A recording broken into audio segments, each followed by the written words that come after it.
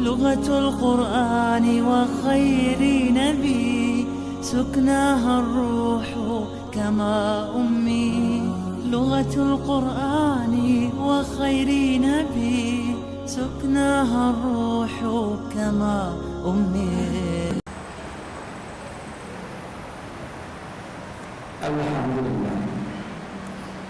الحمد لله حمدا كثيرا بجميع محامده كل ما علمنا منا وما لم نعلم. الحمد لله الذي يوافي نعمه ويكافئ مزيدا. ربنا لك الحمد والشكر كما ينبغي لجلال وجهك ولعظيم سلطانك. سبحانك اللهم لا أحصي ثناء عليك أنت كما أثنيت على نفسك. أشهد أن لا إله إلا الله وحده لا شريك له إقرارا بربوبيته وإكراما لمن جحد به وكفر. وأشهد أن سيدنا ونبينا محمدا عبده ورسوله وصفيه وخليله خير نبي أرسله الله إلى العالم كله بشيرا ونذيرا. اللهم صل وسلم وبارك على سيدنا محمد وعلى آل سيدنا محمد صلاة وسلاما دائمين متلازمين إلى يوم الدين. وأوصيكم أيها المؤمنون ونفسي المحبة بتقوى الله تعالى وأوصيكم وإياي على طاعته واستفتح بالذي هو خير. يا أيها الناس اتقوا ربكم إن زلزلة الساعة شيء عظيم يوم ترونها تذهل كل مرضعة عما أرضعت وتضع كل ذات حمل حملها وترى الناس سكارى وما هم بسكارى ولكن عذاب الله شديد. أما بعد فيا عباد الله, jemaah-jemaah yang dimuliakan Allah, pertama-tama mari kita bersyukur kepada Allah Ta'ala pada Jumat yang mubarakah ini dengan izin yang berkah dan kasih sayang Allah Subhanahu Wa Ta'ala. Hati jiwa raga kita tertuntun sehingga kita tergolong hamba-hamba Allah yang mukmin beribadah kepada Allah pada hari Jumat yang mubarakah ini. Jemaah-jemaah yang dimuliakan Allah Subhanahu wa taala. Di dalam syariat Islam kita kenal ada larangan dan ada perintah. Salah satu yang dilarang oleh Allah Subhanahu wa taala dan Rasulnya adalah melakukan perbuatan yang dikatakan bid'ah, dan perbuatan bid'ah ini ada di dalam syariat Islam. Kemudian di dalam ketentuan yang lainnya kita juga diperintahkan oleh Allah Subhanahu wa taala untuk memulai sesuatu yang sifatnya hal-hal yang dapat mendapatkan amal jariah dan hal-hal baru yang merupakan inovasi yang bisa membuat seseorang itu maju dan berkembang. Hal ini juga dinamakan dengan sunnah hasanah. Antara kedua hal ini kita sebagai umat mukmin hendaknya dapat memahami bagaimana posisi kita di dalam menjalankan apa yang dikatakan larangan, yaitu menghindarinya, dan menjalankan apa yang diperintahkan oleh Allah Subhanahu wa taala. Maka untuk lebih jelasnya mari kita lihat bagaimana para ulama memaknai dan memandang hal ini. Pertama-tama terlebih dahulu adalah bahwa di dalam Al-Quran Al-Karim Allah Subhanahu wa taala menerangkan kata-kata bid'ah, yaitu menjelaskan secara bahasa. Allah berfirman, "Qul ma kuntu bid'an minar rusuli wa ma adri ma yuf'al bi wala bikum." Katakan Muhammad, saya bukanlah yang pertama-tama menjadi rasul, dan aku tidak mengetahui apa yang dikerjakan padaku dan juga kepada kalian.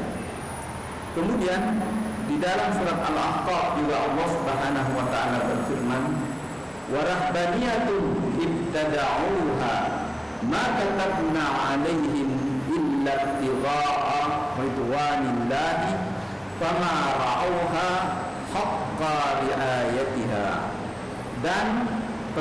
perbuatan rahbaniyah, ya, adalah ini merupakan satu perbuatan menahan diri dari menikah. Wa rahbaniyatan ibtada'uha, dan perbuatan rahbaniyah yang mereka ciptakan, maka katabna alaihim, tidaklah kami wajibkan itu, kecuali yang kami wajibkan adalah mencari ridha Allah Subhanahu wa taala. Tidaklah mereka ahli kitab itu memelihara ajaran ini dengan sebaik pemeliharaan. Kemudian di dalam hadis Nabi Rasul sallallahu alaihi wasallam dalam salah satu riwayat salat bersama para sahabat meriwayatkan wa'adana Rasulullah sallallahu alaihi wasallam mau'izatan balighah, yaitu Rasul memberi kami nasihat dengan nasihat yang sangat cermat. Qala usikum bittaqwallahi azza wa jalla, hai sahabatku, bertakwalah kepada Allah. Kemudian hadis ini panjang sekali yang menjadi titik daripada perhatian kita. Wa iyyakum muhdatsatil umur fa inna kulla bid'atin dhalalah. Hendaklah kalian menghindari kalian dari urusan-urusan yang baru, sesungguhnya setiap bid'ah itu adalah sesat. Rawahu Ahmad. Berdasarkan dalil-dalil yang ada ini, maka disepakati oleh ulama dan umat ini bahwa bid'ah itu ada di dalam Islam.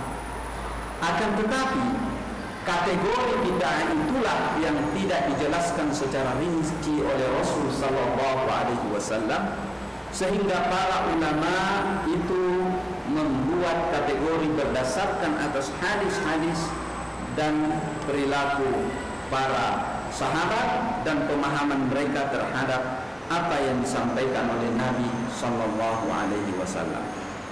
Maka selama 12 abad lamanya kategori daripada bid'ah ini menjadi hal yang dicermati para ulama, dan kita sebagai umat hendaknya mengambil apa yang ditegaskan oleh para ulama ini. Di dalam 4 mazhab mereka punya pemahaman tentang bid'ah itu sendiri. Yang pertama kita lihat bahwa mazhab Al-Hanafi. Jadi kita tahu bersama bahwa di dalam Islam ada 4 mazhab yang besar yang dipercaya dan dianut oleh umat Islam di dunia ini, dan itu adalah disepakati absah dan tidak ada hal yang meragukan di dalamnya. Al-Aini, salah satu pengikut Al-Hanafi, di dalam kitab Syarah Bukhari dikatakan bid'ah itu terkategori 2. Ada yang dikatakan bid'ah hasanah dan ada yang dikatakan bid'ah sayyi'ah. Ada bid'ah yang bagus dan ada yang bid'ah yang tidak bagus. Kemudian Ahmad bin Yahya al-Wansharisi dalam mazhab Imam Malik membagi bid'ah itu menjadi 5 bagian. Ada yang wajib, ada yang sunnah, ada yang haram, ada yang makruh, dan ada yang mubah. Kemudian dalam mazhab Imam Syafi'i, Izzuddin bin Abdul Aziz bin Abdul Salam adalah sultanul ulama. Di dalam kitabnya Qawaidul Ahkam membagi bahwa yang dimaksud Rasulullah SAW bid'ah itu adalah sesuai dengan kategori syariat itu sendiri. Apabila dalam sesuatu hal yang baru itu datang dan ada ayat yang mendukung hal itu, maka itu adalah bid'ah hasanah. Dan apabila ada sesuatu yang baru yang datang di dalam Islam, tetapi ada larangan yang berkenaan dengan perbuatan itu, maka itu adalah bid'ah as-sayyi'ah. Bagaimana dengan pendapat Al-Hanabilah atau Hanbali? Syamsuddin Al-Ba'li Al-Hanbali dalam bukunya Al-Mutli'u ala Abwabil Mughni itu berkata bahwa bid'ah itu dibagi menjadi 2. Bid'ah hudan, petunjuk, dan bid'ah dalalah yang sesat. Artinya seluruh para ulama ini memandang bahwa kata-kata bid'ah itu tidak dibagi menjadi bid'ah yang sama sekali tidak boleh dan bid'ah dan tidak ada yang dinamakan dengan bid'ah, ya. Itu tidak terbagi menjadi bid'ah yang sesat dan ada yang tidak dikatakan bid'ah. Bid'ah itu ada, tetapi kategori adalah berdasarkan pemahaman yang sah oleh para ulama. Bagaimana kategori itu sendiri? Contoh-contoh. Menurut para ulama, bid'ah yang wajib, hal yang wajib dilakukan adalah apabila syariat ini sudah disesatkan oleh orang, maka hukum membantah daripada itu adalah hal yang wajib dilakukan dan merupakan bid'ah hasanah. Kemudian yang kedua adalah membuat program-program yang sifatnya menumbuh kembangkan daripada syariat Islam dahulu tidak ada, dan itu merupakan bid'ah hasanah.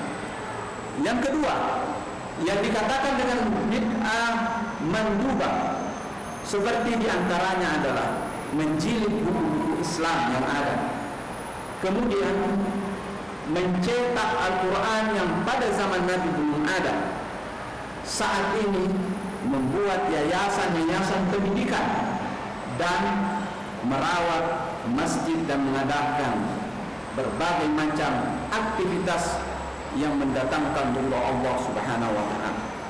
Kemudian bid'ah yang haram adalah membuat, memprogramkan, mencanangkan hal-hal yang baru yang mencelakakan sesama manusia.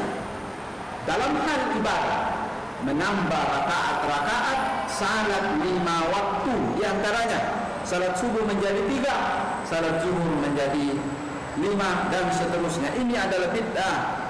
Kemudian berpuasa, ya, tidak berbuka sama sekali sampai datang waktu maghrib, kemudian nyambung seterusnya. Ini bagi umat adalah bid'ah yang diharamkan. Kemudian yang keempat adalah bid'ah yang mubah, adalah menyiapkan makanan beraneka ragam, baik di rumah-rumah itu boleh atau boleh dikerjakan dan tidak ada larangan, dan aneka ragam makanan-makanan yang disiapkan untuk berbuka puasa, baik di bulan suci Ramadan atau di bulan yang lainnya. Begitu pula mengkhususkan pakaian-pakaian khusus untuk beribadah, songkok-songkok khusus yang untuk beribadah. Itu semuanya adalah merupakan pengertian daripada bid'ah yang mubah. Ada lagi bid'ah yang makruh. Apa itu? Adalah diantaranya adalah mengganti sesuatu sebelum dipakai dan mengulang-ulang wudu sebelum melaksanakan salat. Itu bisa saja dikerjakan, tetapi itu adalah menjadi bid'ah yang makruh. Jamaah Jumat yang dimuliakan oleh Allah Subhanahu wa taala, berkenaan dengan ini ada perintah Rasul sallallahu alaihi wasallam. Dalam hadisnya dikatakan, man sanna fil Islam sunnatan hasanah falahu ajruha wa ajru man 'amila biha ila yaumil qiyamah.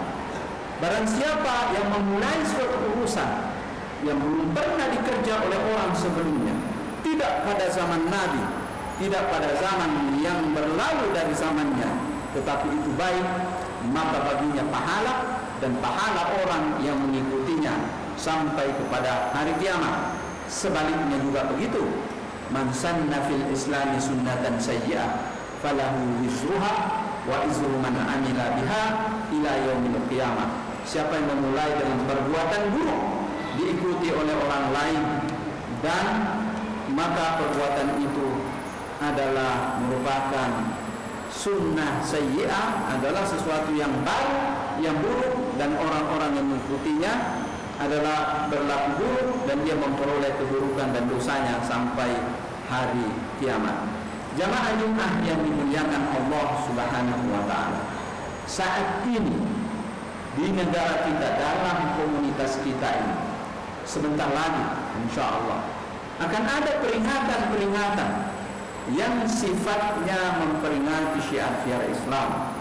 Di antaranya adalah Maulid, di antaranya adalah Isra Miraj, di antaranya adalah nuzulul Quran, dan seterusnya. Semua itu pada zaman Nabi tidak diperingati, tetapi hal itu masuk dalam sunnah hasanah, hal itu termasuk dalam bid'atun hasanah.